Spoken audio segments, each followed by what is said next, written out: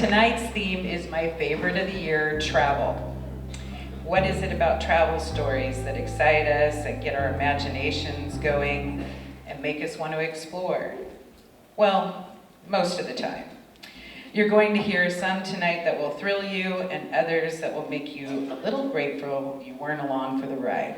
Our first teller is Nicole Schrader, who will be telling us a story about some misadventures.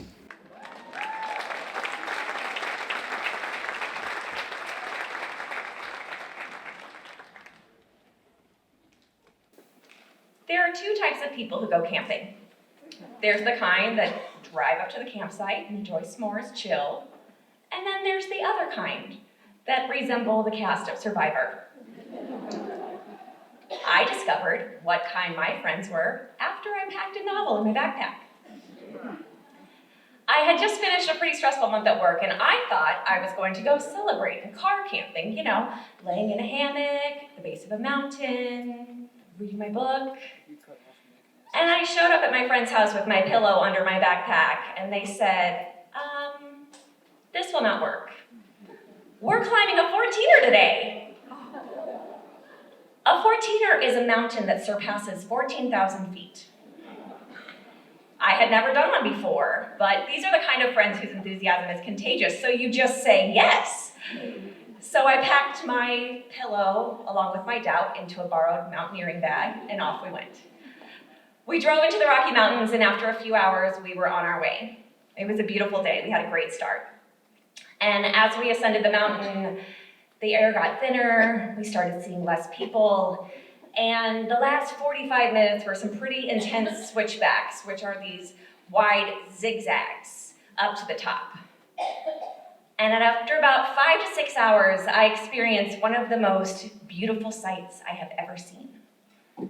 There were mountains all around us, clear blue skies, a beautiful meadow with some cute little mountain goats, and a hiker's hut. And it was pretty windy, so we took a break as we were winded as well. And that's the moment when my friend took out the hiker's guide and said, all right, y'all, we need to find the coordinates of X longitude and Y latitude. What? There was no more marked trail for us. Another friend said, hey, look, there's the 14er we're gonna climb tomorrow. And I looked up to see this mountain that was much taller than the one that we were on and absolutely impossible to climb. Like top 30% pure gravel and ice. What have I done? So I swallowed my heart back into my body and I smiled. Another friend said, oh, hey, there's the trailhead that we need to get to. And I looked down and there was this cute little pond and I just felt that longing for a hammock in my book. It was a race against the setting sun because it was about 5 p.m. at this time, and so we split up and tried to look for these alleged coordinates. After about an hour, there were 3 options. Number 1, fall to your death up the side of the mountain. No. Option 2, this rock quarry situation. Option 3, turn around and forget the 14er. So we opted for the ravine. But we got jokes, we got banter leading the way, and those quickly subsided as we ended up crab walking down these giant boulders. There were 5 of us all spread out. We had a nice little animal friend, and I kept looking at her being like, please let these canine instincts find the way. No. At one moment, I thought I had found the way, and I looked over, and there was a 5-story drop-off into some evergreens, and I lost it then. I said, that's it, I'm done, I'm sleeping here tonight, and I don't care. And I collapsed. My legs were jelly, full-on panic attack, I was bawling. There I was, paralyzed in paradise, unable to move. My dear friend B came over and rubbed my back, and I just sat there, because here I was, a full-time yoga teacher, teaching people every week, find comfort in the discomfort. And I just sat there shaming myself because I couldn't do it. Luckily, my panic began to subside as we watched our friend Dee, and she found the way. And as the setting sun raced us down to the bottom of that hill, we made it with minutes of sunlight to spare. We set up camp. We were exhausted. We were starving. We ate dinner. It was 10 p.m. And we had a very long and windy night ahead of us with very little sleep. And I sat there thinking, what the hell have we done here? How are we going to get anywhere tomorrow? Why don't I have a warmer sleeping bag? Are there bears here? Luckily, we woke up in the morning, we had breakfast, we had a new attitude, here we go today. So we consulted our trusty hiker's guide and thought, oh yeah, let's do this. Again, jokes, banter, here we go. And we started out pretty well. I mean, we ended up like sliding down a snowbank. We ended up traversing down another little mini ravine, but no crab walking, so we're good. We were wading through a snow melt pond, and we ended up even tackling this waterfall situation. There was fear in all of our eyes, and nobody would name it. Our jokes slowly transformed from, wouldn't it be funny if we needed a helicopter rescue? To, how much do you think a helicopter rescue would be? To, none of us has cell service, no helicopter is coming to save us. We argued a little bit, fear, anger mixed together, and finally I grabbed that stupid hiker's guidebook and I was like, all right, you guys, we need to go up in order to go down. And the experienced hikers looked at me like, okay, lady. But we did it. We had nothing to lose. So we went up, and when we found that first cairn, which is this tiny little rock situation, signifying a trail to real hikers, there was some tired but happy fist pumping. Then we found what resembled an actual trail. Then a tent, human life, yes! We were squealing with joy as the bearded hiker looked at us like, what is that? Then we found an actual trailhead, and that's when we knew, all right, y'all, we've got 4 miles to go. 2 miles up, 2 miles down, then we hit the parking lot. We were so pumped. We were skipping, we were singing, apple pucker might have been involved, it was great. Nothing could dampen our spirits, right? And then it started sprinkling. No problem, we got rain jackets. And then we watched the dark clouds roll in. And then the rain became torrential and the lightning began. And if you have never been that close to the sky with lightning and thunder involved, you cannot understand the sheer fear of it. You feel like the thunder will crack you open.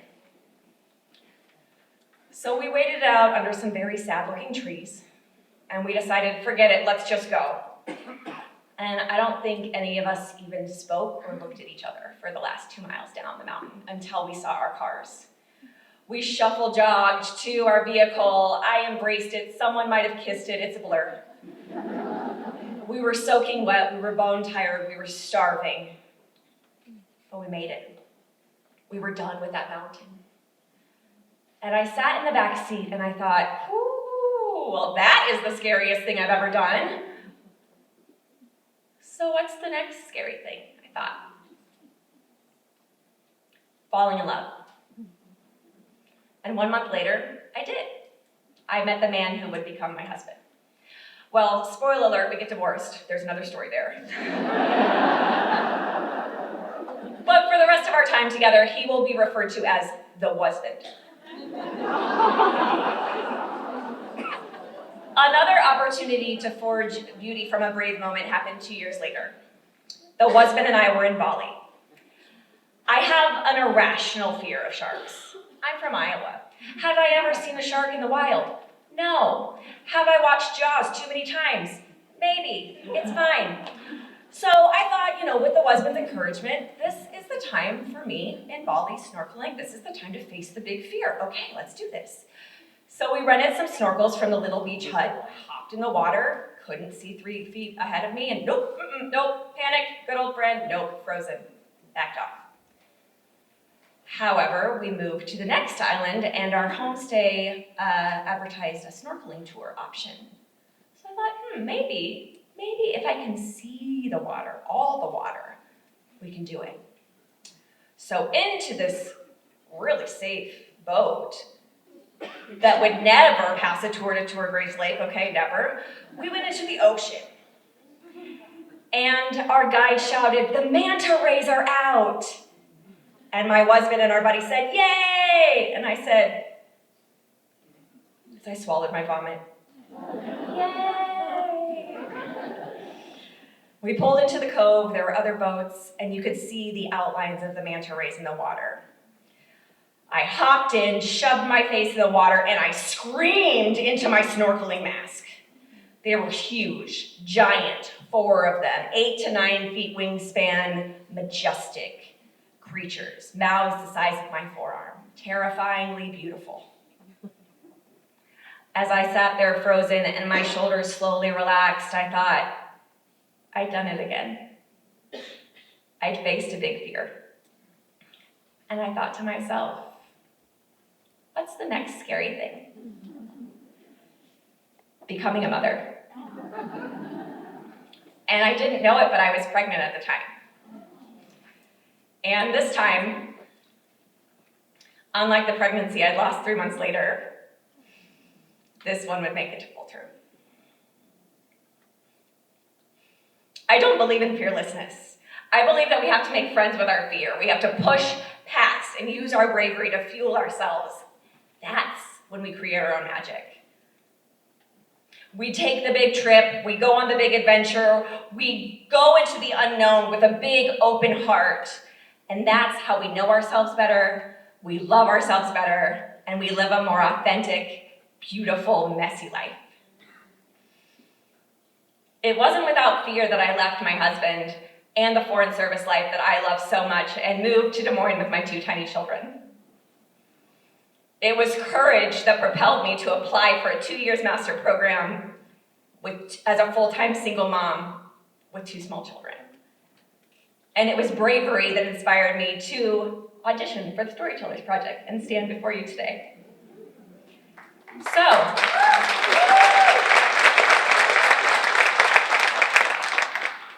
what's the next scary thing?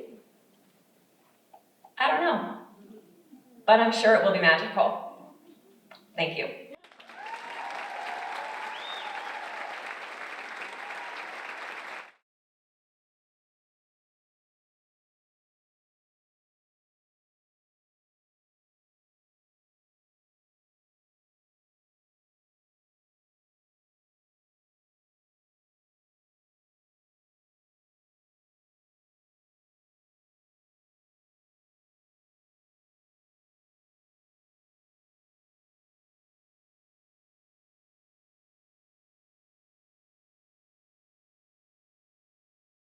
Next up is John Sorrell, who was in the wrong place at the wrong time, very, very far from home. It was 2016. I was on my way home back to Singapore and about to land in Istanbul for a short layover.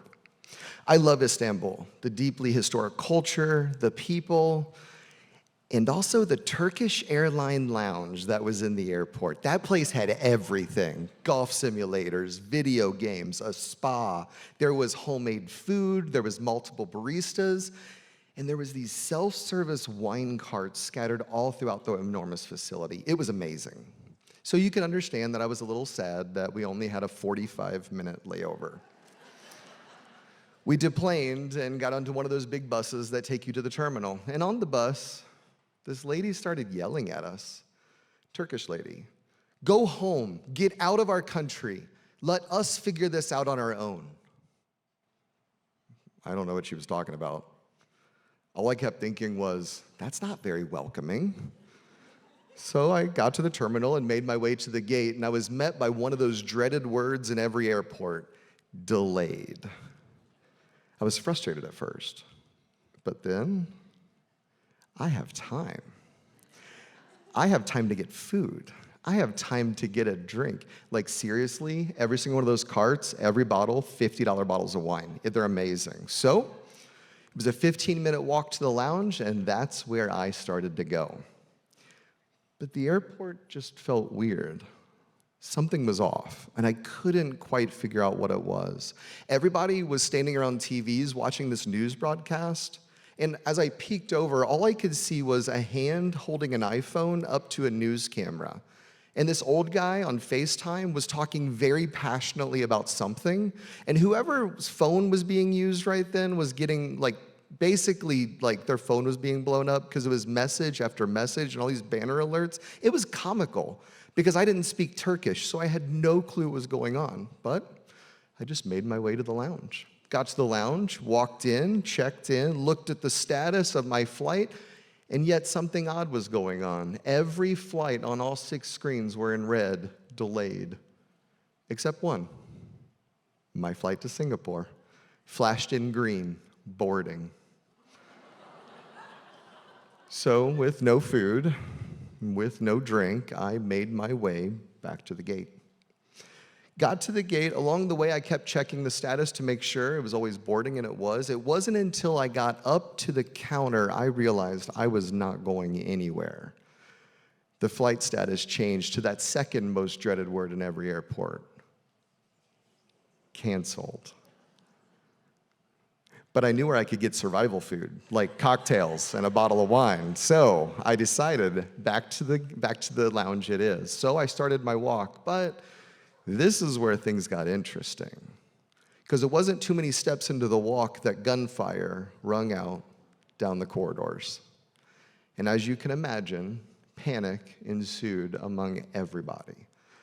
But the noise came from exactly where I wanted to go. So I would stop, gunshots would happen, and hundreds, if not thousands of people would run past me. I never quite understood how someone could get trampled in a crowd until that day, and thankfully I didn't see that happen. But when panic that much rises up, people just go and they don't care what's in front of them. I saw people run out the emergency exits, down the stairs, and running on the tarmac with the planes. I saw parents pick up kids and just run, leaving all their personal effects around. 3 times, walking to the lounge, this happened. Gunshots, hordes of people running, and I would just wait. I'd never seen hysteria at that level. I made my way to the main concourse, the big open corridor with lots of restaurants and shops. And the lights were all on, but nobody was around. The staff were gone. Passengers were gone. It was eerie. The place that teems with people, empty. There's a coffee shop in the middle that normally serves hundreds of people. And not only was it empty, but every table was on its side. It was like people wanted to get away so quickly, they didn't even have time to slide their chair out. They just stood up, knocked over the table, and their drinks were everywhere. Carry-ons were strewn throughout the whole place. So I went into the lounge, and I found 4 guys that had a 5th seat, and I sat with them. Thankfully, they had a phone charger. And this is like the start of a bad joke. I sat down with an Egyptian, a Turkish guy, a Japanese guy, and a guy from Switzerland. And for the next several hours, we shared stories because we were all in the same boat. We thought we were here for a short layover, and we had no clue what was going on. So we watched and learned what happened was an attempted coup had been attempted, and it had failed. And so what had created a vast unrest both in Istanbul and the capital city now had kind of created this standstill of everything. So after 4 or 5 hours sitting with my new best friends, we shared stories, maybe a bottle of wine or 2. And we just talked. I learned more about Turkey and those other countries in those 4 or 5 hours than I ever thought I would. It was interesting because one question came up between the 5 of us that I never thought would be a topic of discussion. But one of the guys said, "Has anybody ever been in a coup before?"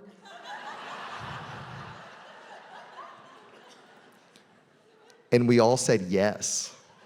Mine was in 2006. I flew out of Beijing, landed in Bangkok 6 hours later in the middle of martial law, had no clue what was going on. And all 5 of us had a story just like that.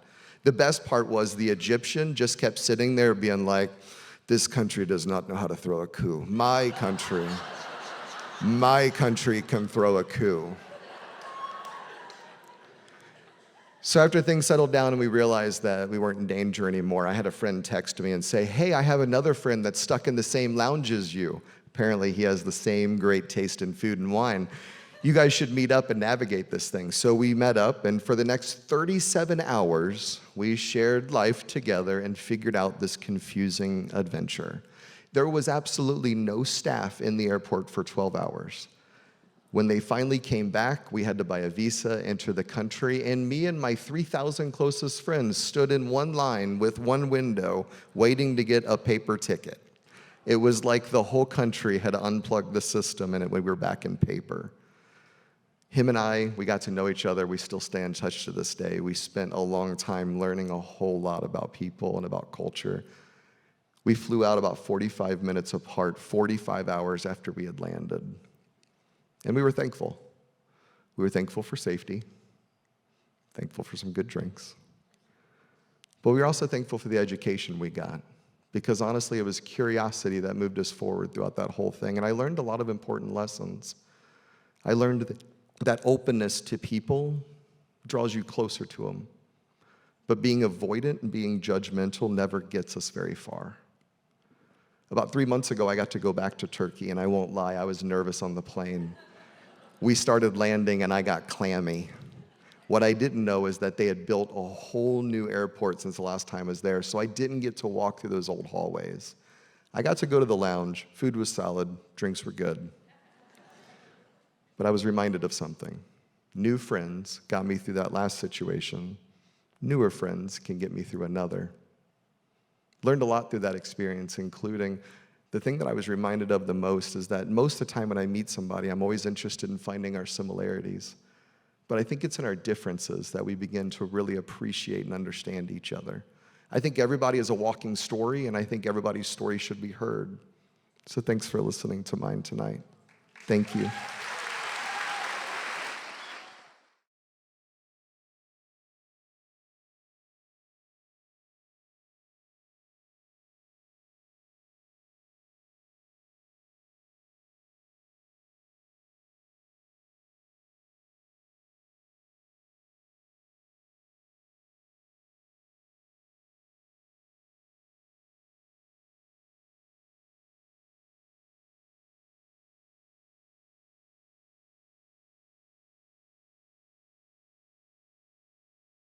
Our next storyteller is Kory May, who will share with you a story about forgetting an essential item in his suitcase.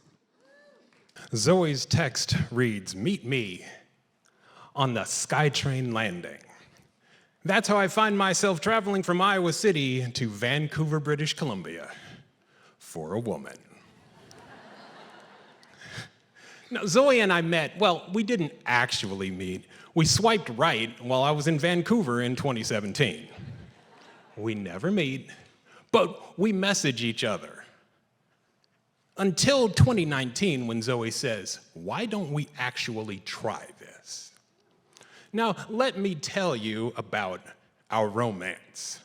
It is as if Black Entertainment Television, the Hallmark Channel, and the Travel Channel all combined to have a love child. It's interracial, international, and just downright interesting. I have to make a great first impression because you never want the myth of you to exceed the reality of you. Luggage and customs go off without a hitch. I find the entrance to the SkyTrain, and there she is.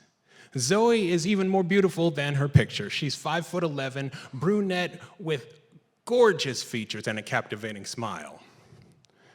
We hug.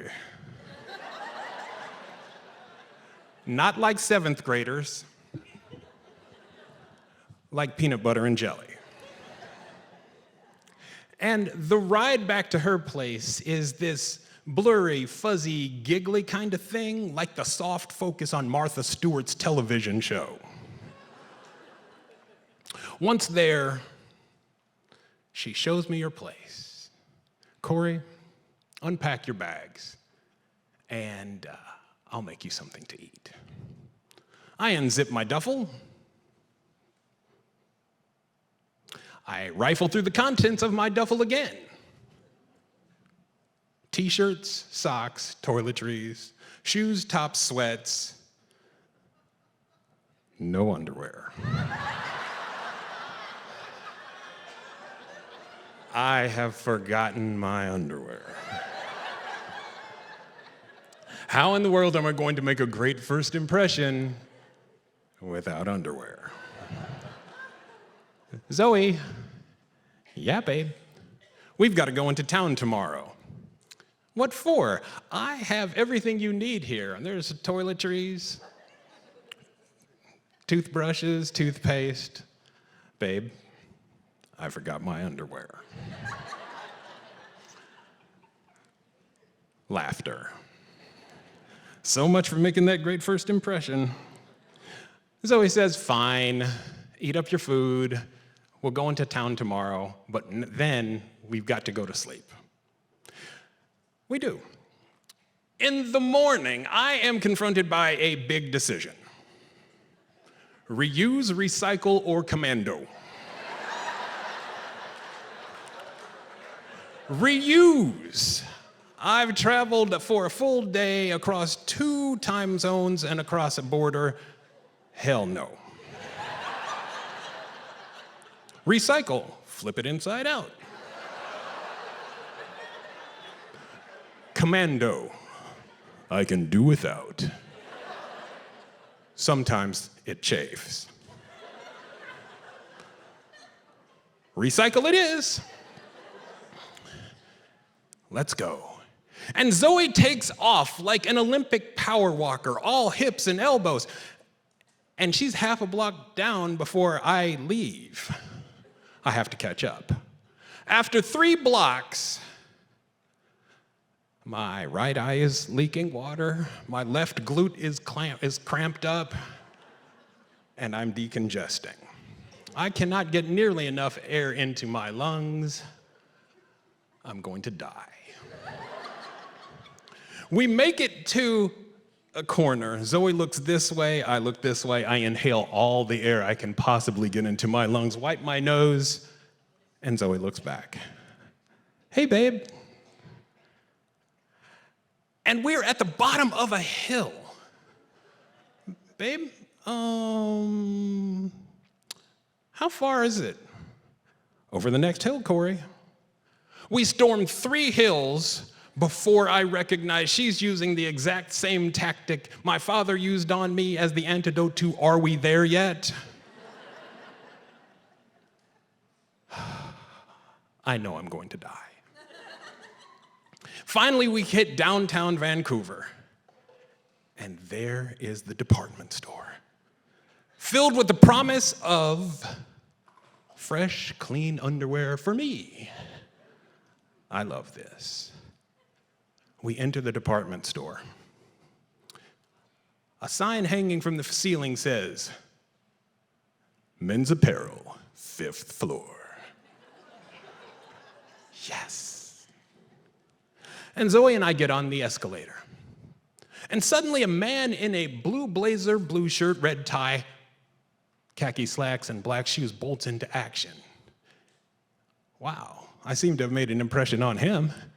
He maintains a discreet 3 steps below us.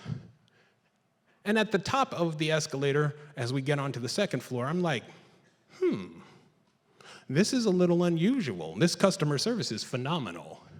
And he starts whispering to himself, and I see no one else around him. Then I see the earbud in his ear. And on the 3rd floor, a guy dressed in the exact same outfit replaces him. I nudge Zoe, "Babe, I think they think I'm a shoplifter." Zoe doesn't see it. Now, my internal monologue at this moment is, well, what does Canada do for alleged shoplifters? Will this be on CNN at 6 o'clock or 9 o'clock? Mom told me I need to wear clean underwear whenever I go out. Half right on that. Now, as a matter of fact, what do you wear to an international incident? 4th floor. Zoe sees it now. I see it. The higher up we go, the angrier I get. This happens in the States. How can it be happening in a foreign country? 5th floor. I'm pissed. I get off the escalator, pivot, and right in loss prevention man's face, I say, "Can you help me find underwear?"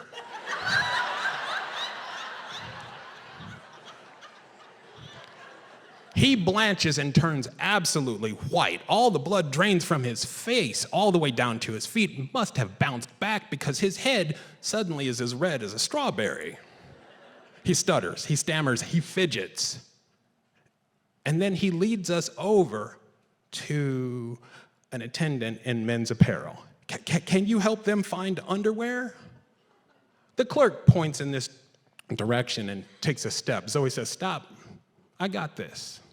I'll take it from here." Pro tip, gentlemen, if your lady says she's going to help you select underwear, let her. She chooses what she likes. You can figure it out. I purchase the underwear, and I have them staple the receipt to the bag, just like in the States. Business as usual. And as we leave, Zoe looks at me and says, "Babe, I'm so sorry." And I tell her, "It's okay, babe. You know, all of this could have been alleviated if I'd just remembered my dadgum underwear." Travel means that there are essential things you cannot forget.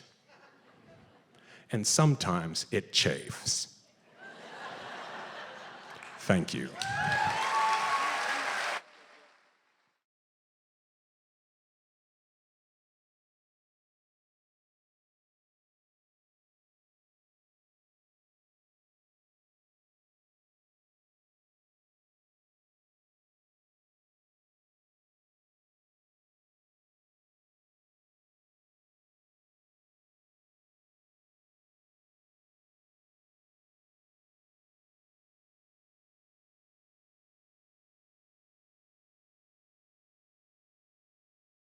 Next up, Diane Kolmer, who will tell us a story about traveling for a different purpose.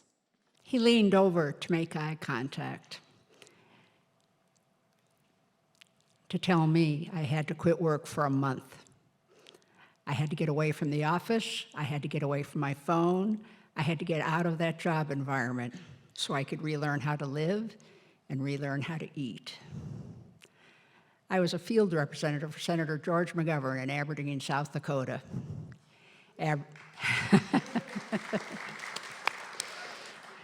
Aberdeen, a small, rural, flat town of nothing but strip clubs, railroad yards, livestock, and one overpass.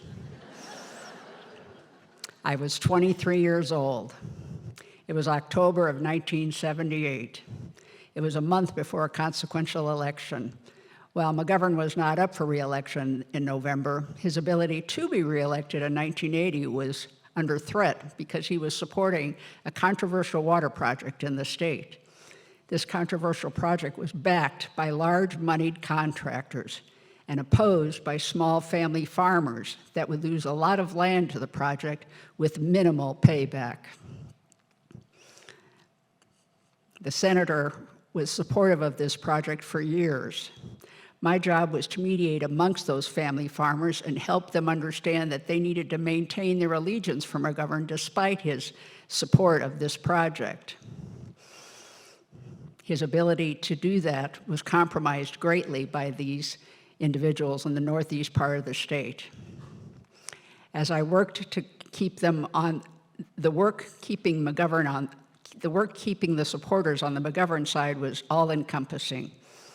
As a young person, I had wanted to work in the U.S. Senate, and now I was, and it was just about to kill me. I could not convince the senator to change his support of the project, nor could I influence the small family farmers to maintain their allegiance for McGovern despite the fact that he was going to support this project.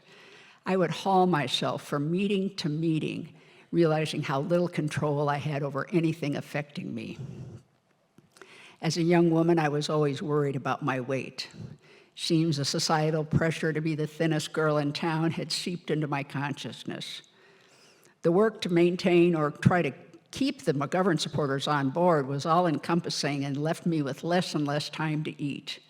Pretty soon, I discovered I was living on coffee and saltines and losing weight, a lot of weight. I was an anorexic before the term was part of our common vernacular.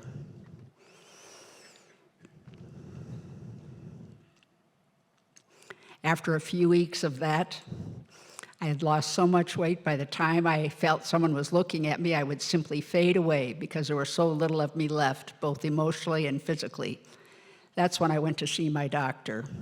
The doctor put me in the hospital right away.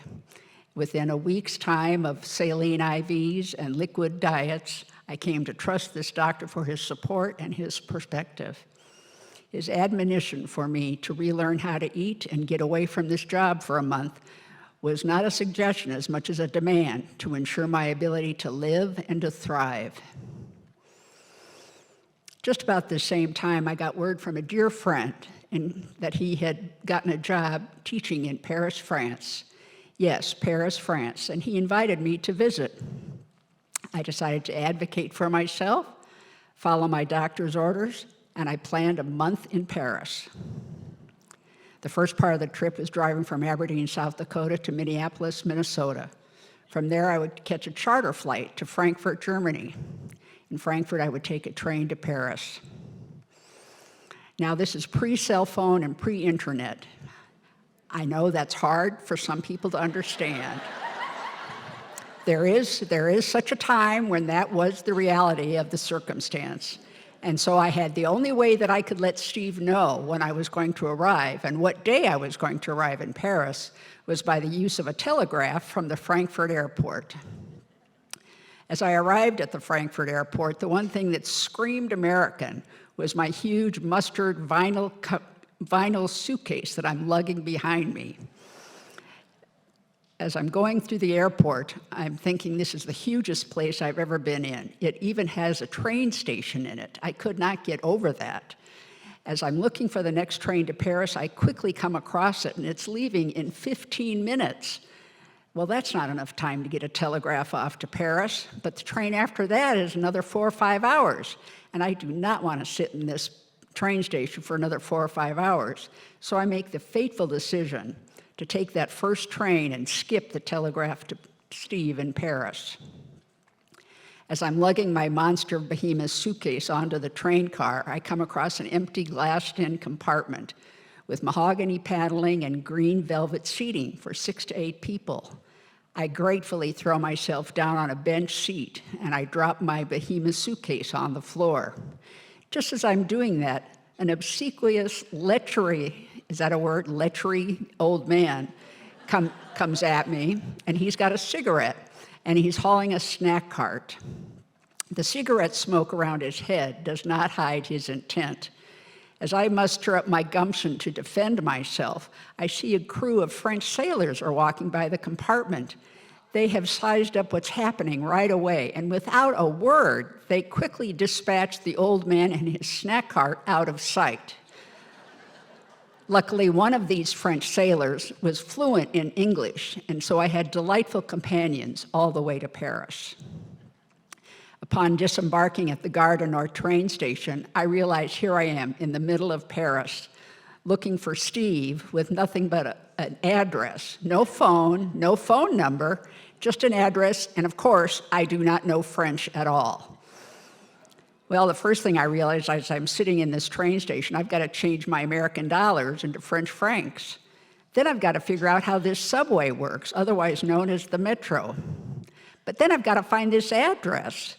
Well, this address happened to be the Rue de Rivoli, one of the major thoroughfares in Paris, and it was represented on all the maps on the subway walls. That was such a godsend. I figured if I took a subway that went to the Rue de Rivoli, I could then get out of the subway and take a cab to the exact address. And do that without having to change subway lines would sure be beneficial since I was still lugging that monster American vinyl suitcase.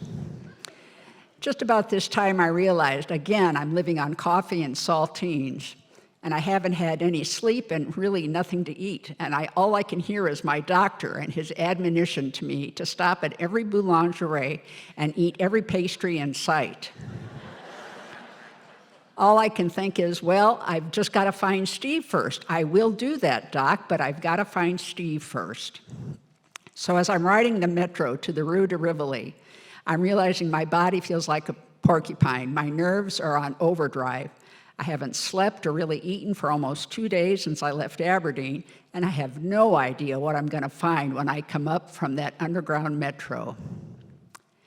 As I walk up the steps from the underground metro, what unfolds before me in the middle of Paris is like a scene right out of a movie or a photograph. Tree-lined street, buildings from the 1800s, literally buildings from the 1800s, sidewalk cafes everywhere filled with people eating, drinking, laughing, watching the world go by. I'm thinking, I'd love to sit and join you and watch the world go by, but I've got to find a cab. With rattling from exhaustion, I cross the plaza and step off a curb to hail a cab.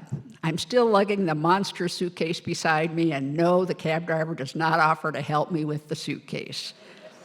I wrestle it into the trunk somehow, and I slide into the back seat of the cab, and I lean forward, and I show him the address on my piece of paper and ask if he can get me there. He nods, and with an almost condescending laugh at the American, he decides to step on it, and we pull away from the curb. Next thing I know, I am deposited right at the address. It's a very busy piece of Paris. As I look up again, it's another building from the 1800s, 6, 7 stories tall. I walk into the entryway into a dark foyer. I'm looking for a mailbox with his name and an apartment number. Is that too much to ask? I mean, that's all I'm looking for. I find lots of mailboxes with lots of names and apartment numbers, but not one with Steve's name or apartment number. As I am sinking in near total defeat after coming all this way, a young boy comes in off the street and greets me with a "Bonjour, mademoiselle." I quickly lean down and show him the address and the name of whom I'm looking for. And I ask him if he knows him. He says, "Oui, oui, mademoiselle," and he motions for me to follow him. We go up 5 or 6 flights. He points down a hall and points to a specific apartment door. I quickly go down and knock on the apartment door. As I turn to thank the young boy for helping me, he's already gone. I turn back to the door, and Steve has opened the door.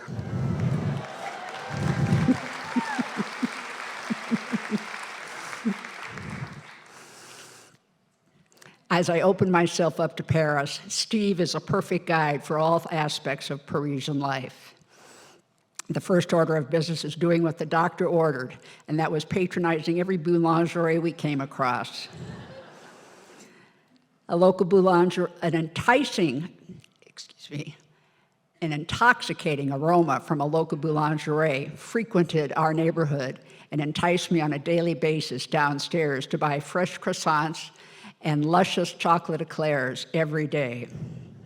One week we took a trip up to the Normandy coast where we had a meal of stewed rabbit with prunes. Now it was very simple, but I thought it was quite elegant. The taste was enhanced by my recognition of the need for me to relearn the joy of eating.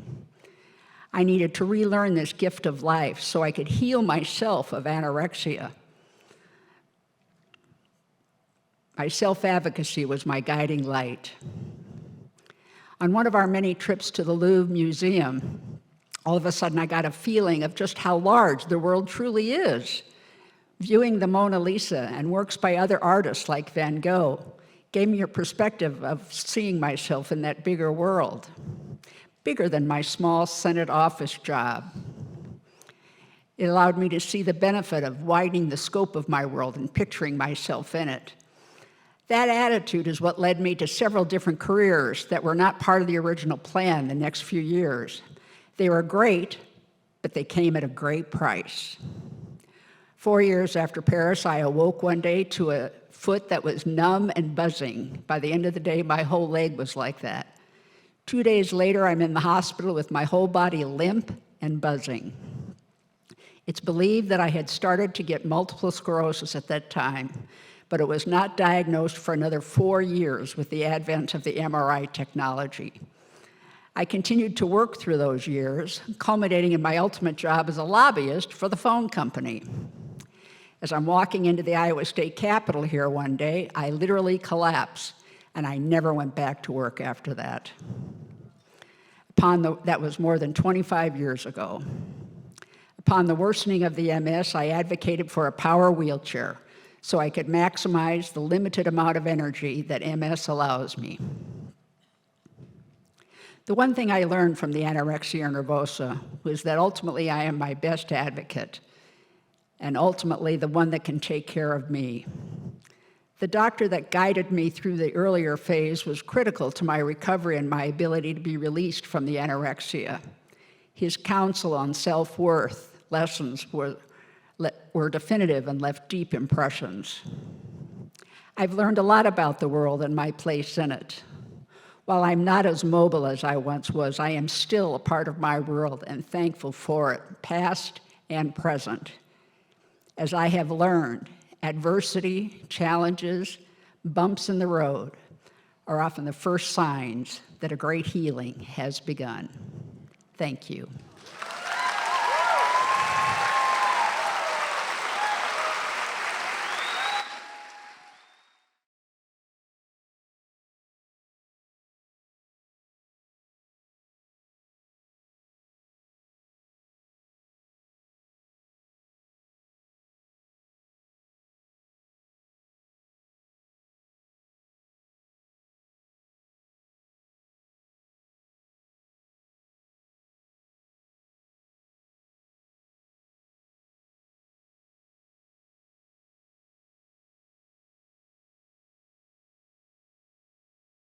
Last but not least is our own Phillip Sitter, who will take us with him as he travels overseas during wartime.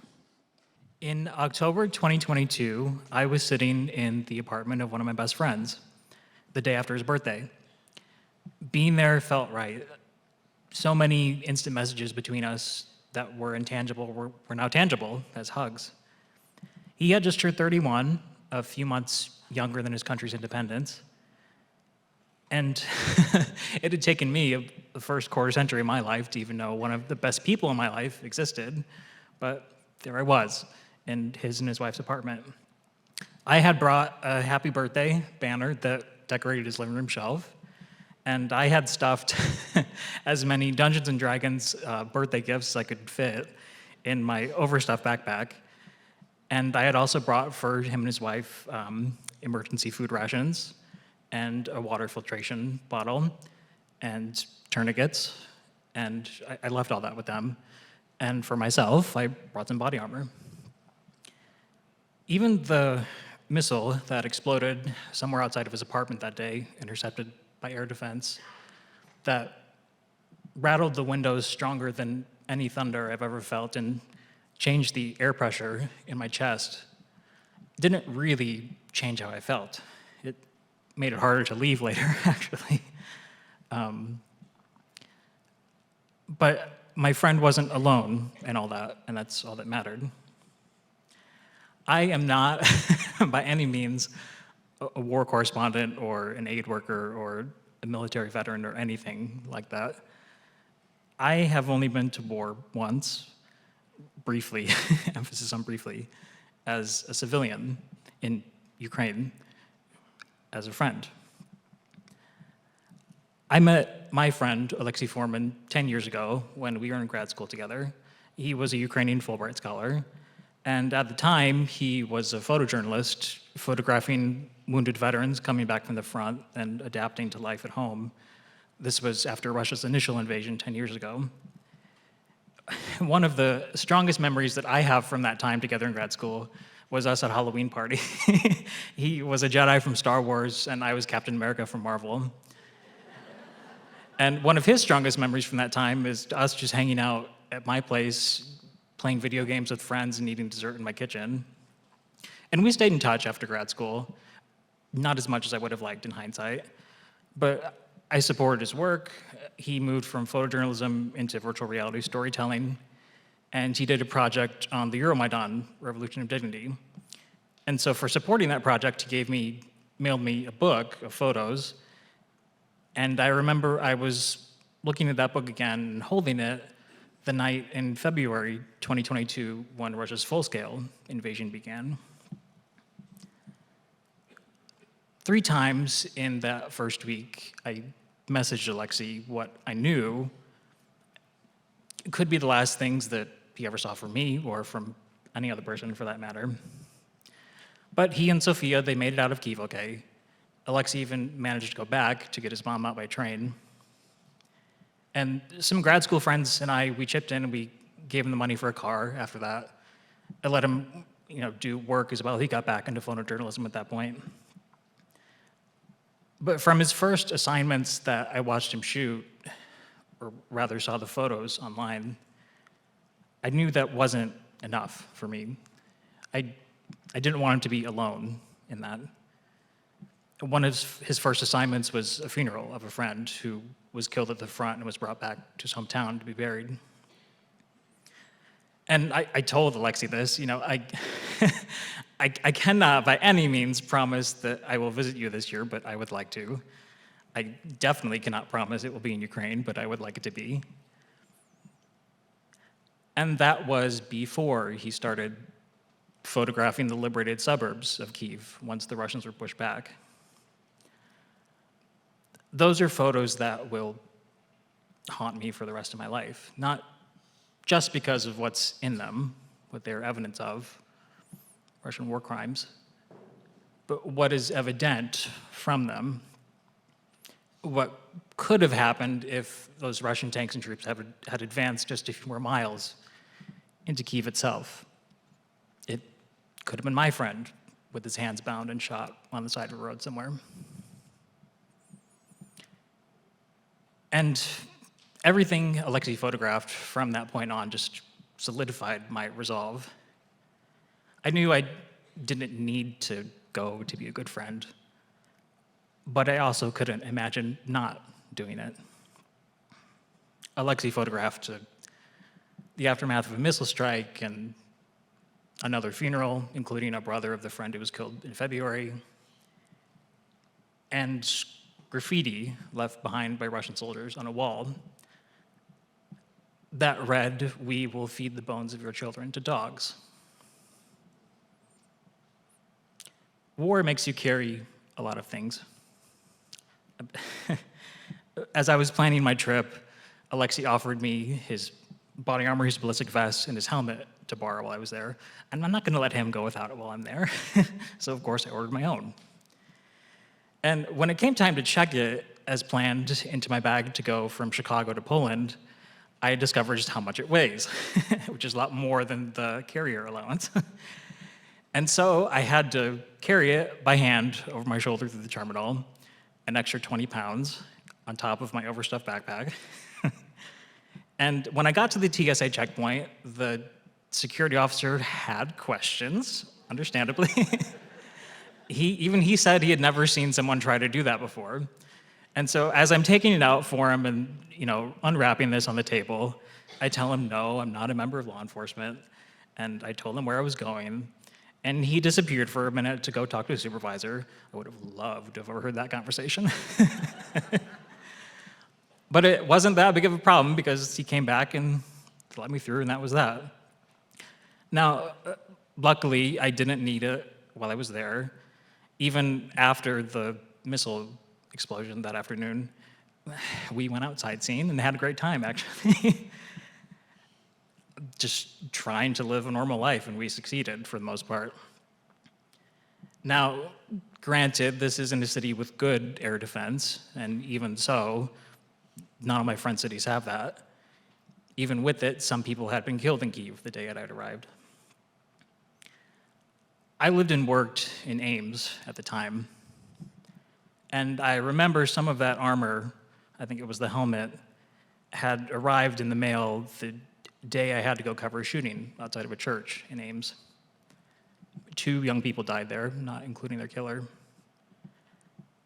And I've really, really, wondered a lot of times since then where I would need it more. The last thing that I did before I left to go to the airport in Chicago, the last thing that I changed my clothes and left, was be a pallbearer at an uncle's funeral. He lived a long life. He died of cancer. I had never planned on telling most people in my life where I was going. I didn't want them to worry, or rather, I didn't want to worry about them worrying, given what I understood or thought I understood the risks were and were not at the time. But I did tell most people because of the funeral luncheon. And at this point, I think before anyone gets any bright ideas, I do feel a sense of responsibility to not leave anyone with any illusions. I made a will before I left that's recommended by the State Department. I typed out my final wishes. I left DNA samples of my hair and my toenails.